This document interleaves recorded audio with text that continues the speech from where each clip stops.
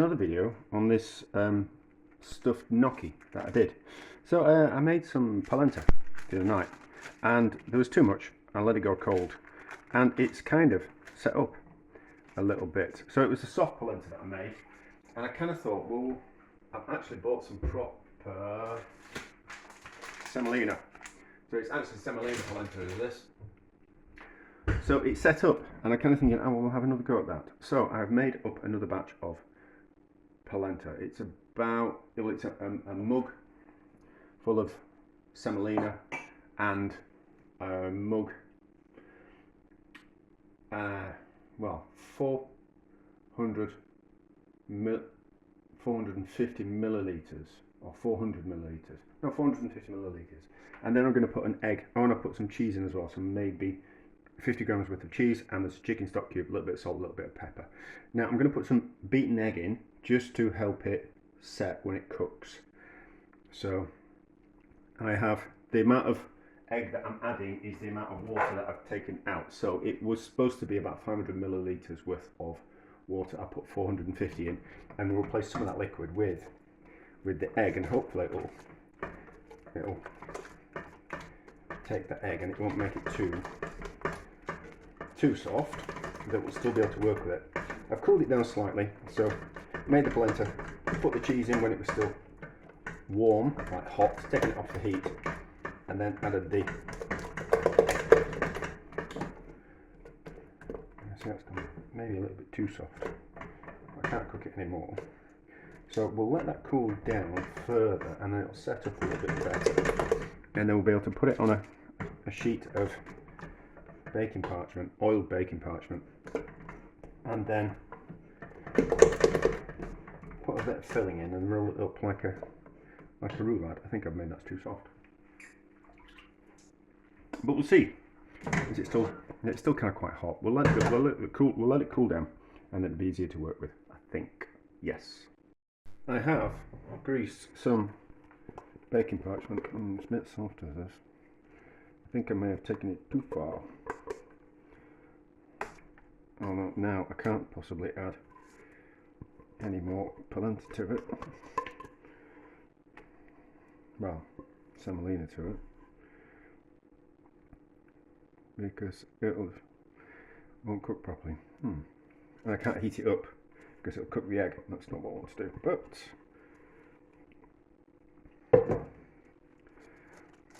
let's see how we go.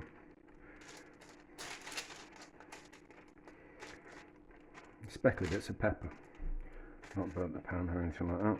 Oh, it's not too bad. I think we'll wait until this is gone colder, actually.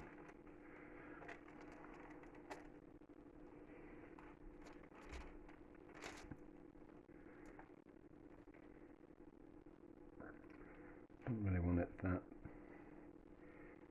thick. You want it to come away from the baking parchment, but not be sliding all over it. A little bit of care.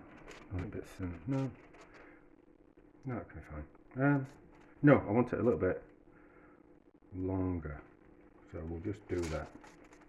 It's cooled, hasn't really set.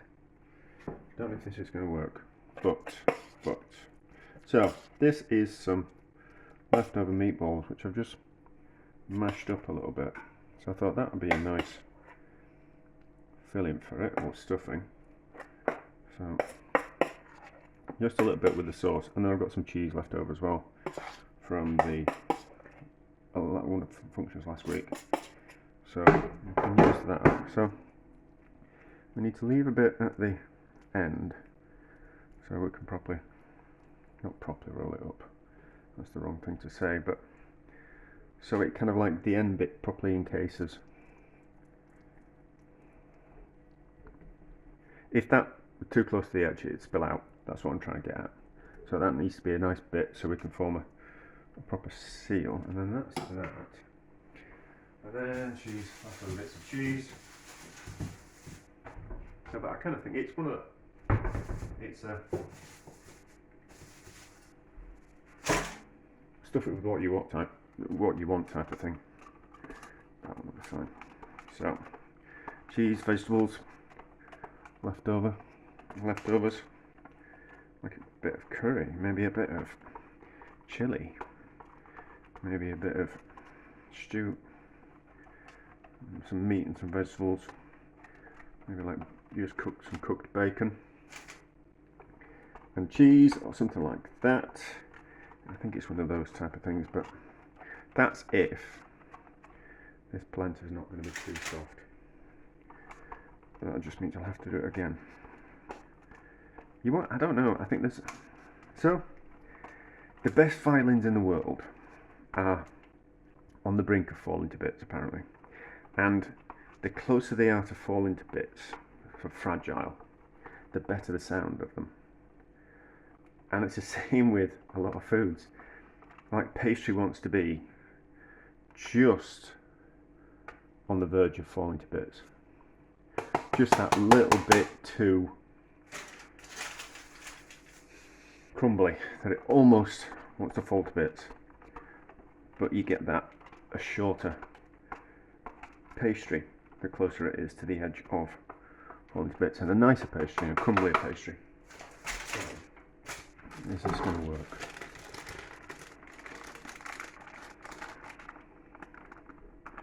I can put too much filling in. It doesn't matter. It's coming away from the baking parchment. I see it's split there. Not to worry.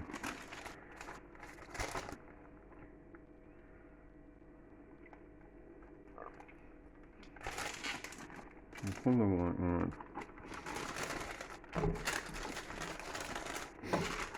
And fold back on itself. And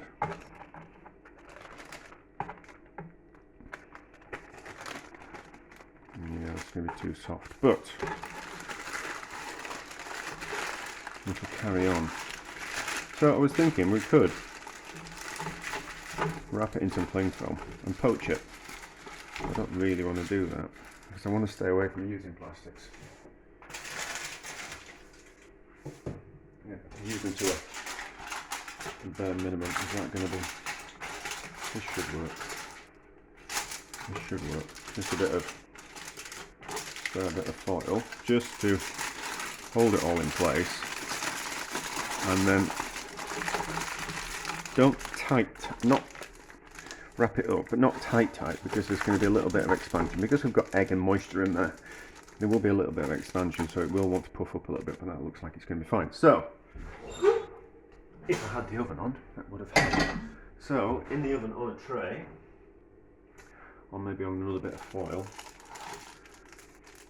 I don't want to wash the tray, 180 for 45-50 minutes, something like that.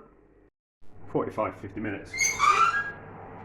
It's certainly puffed up, and I can certainly smell it.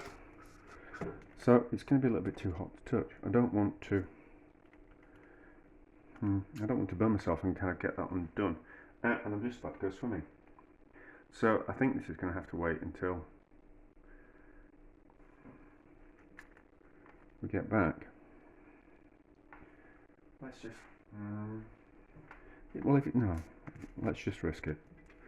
Let's just risk it. Let's get it first, so it doesn't make a mess of the tray. And we'll gingerly open it up. And if it's collapsed, it's collapsed.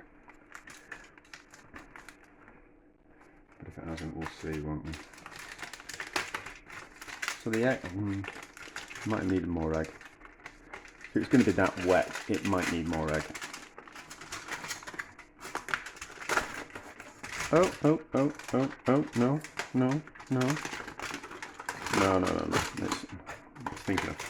think it's held together a bit. It's the baking parchment.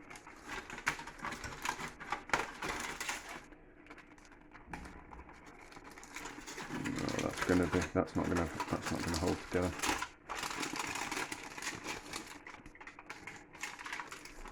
No, it needs less liquid, and it needs more egg.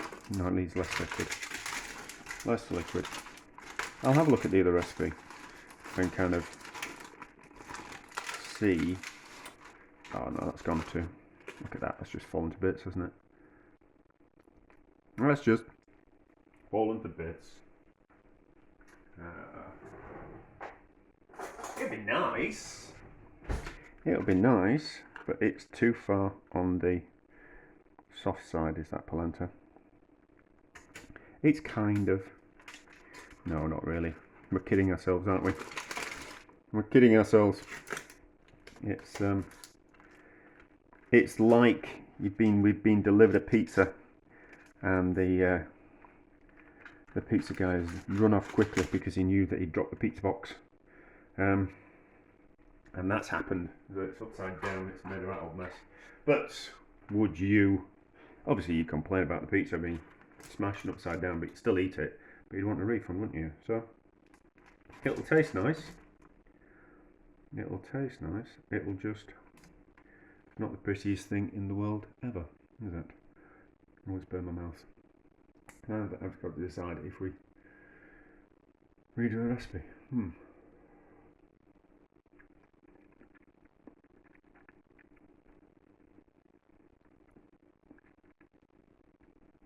It's really nice. I mean, it is lovely. I mean, if I got it, don't want the polenta too hard though. Sorry, I'm just thinking my way through this. This is lovely. I think we're going to eat it when I get home from swimming.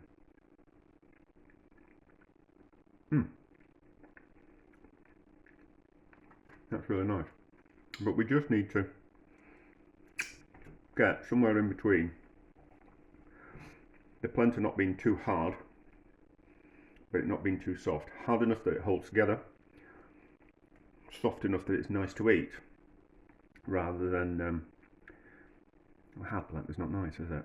Unless you're going to cube it up and deep fry it, then polenta's kind of quite nice. But too hard, you don't want it too hard. So have another go. Might put it on at the end of this video, otherwise it'll be another video at some point. I think it'll probably be at the end of this video, and I'll quickly put it all together and then do the recipe in the description, rather than making another video about the same type of thing. Although people do like failures online, don't they? So I'm doing this polenta again. This is the semolina, equal quantity of water to semolina. So 1 mug of semolina, 1 mug worth of water.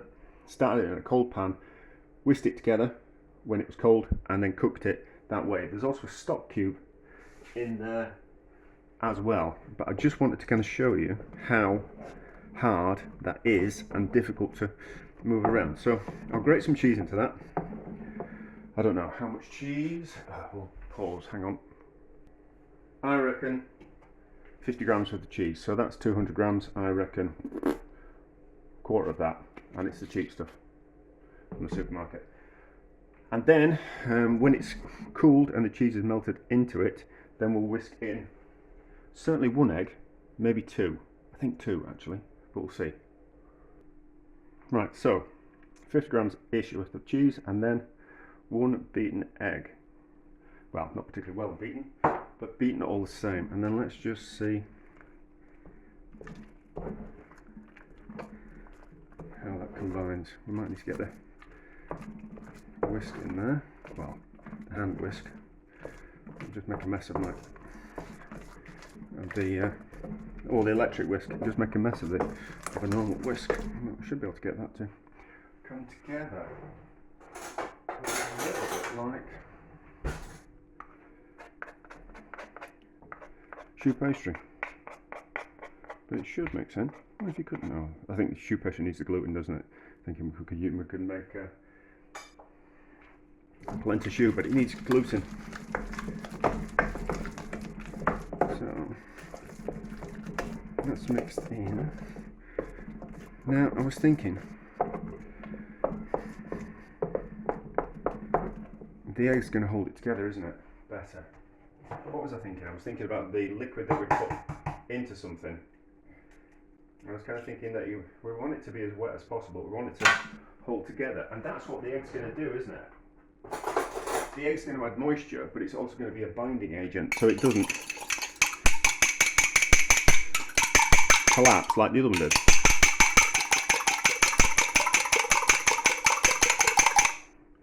That'll do. That'll do.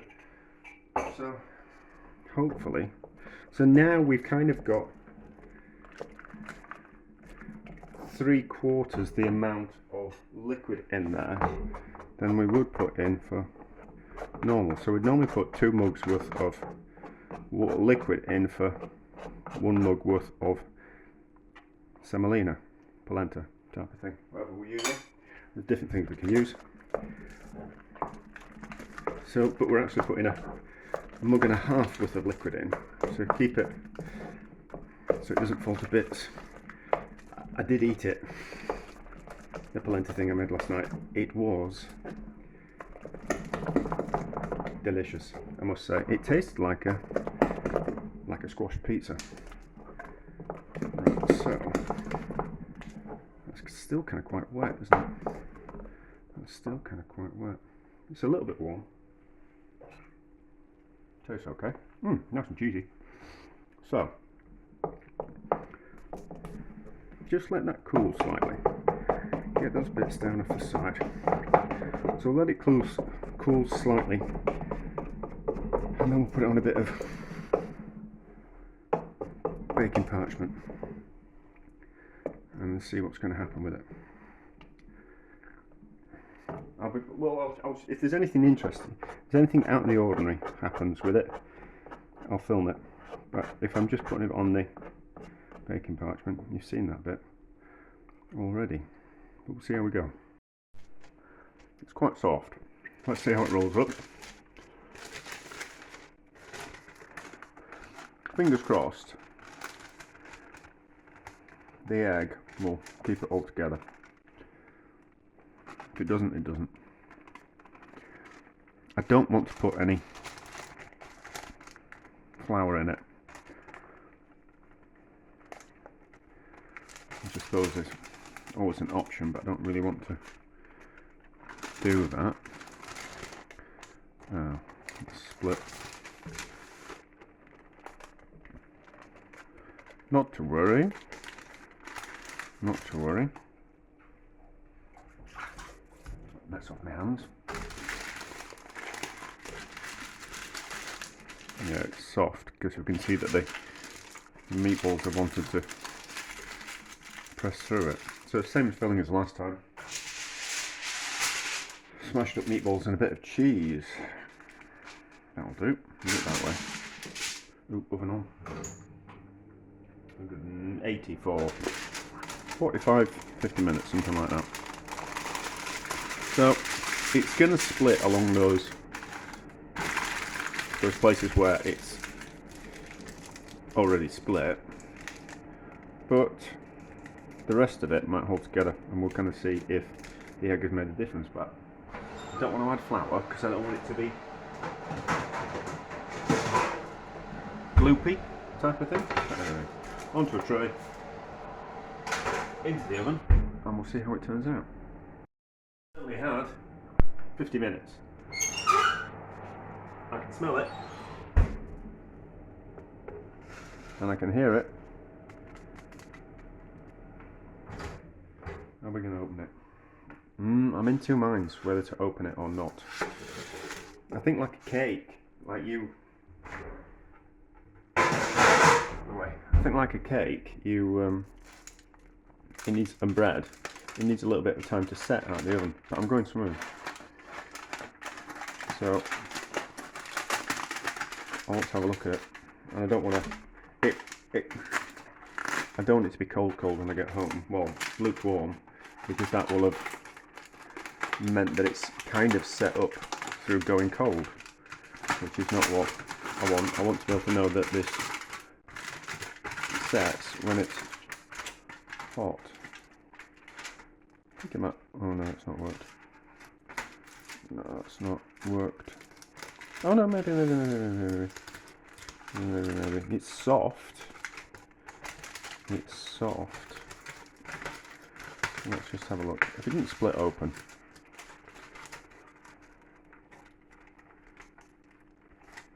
Okay, it's kind of worked. It's kind of worked. Oh no, it's split a little bit. It's held together better. It's held together better. So I don't actually think this is going to... Well, see, it's kind of, look, so it's kind of set. I think if it was thicker, it was thicker, it would have held together better. I certainly think rolling it up like a Swiss roll, like a roulade, I certainly think that's the way to go.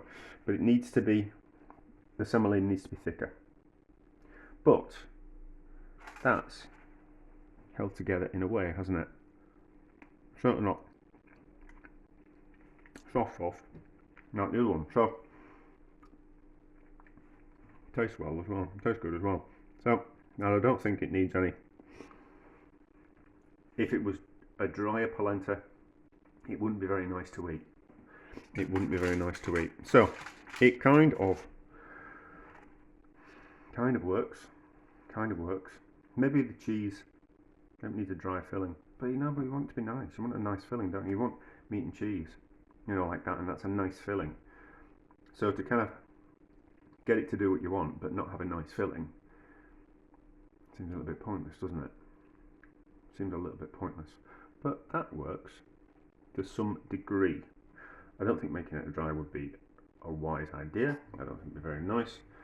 I just think it needs to be thicker. But then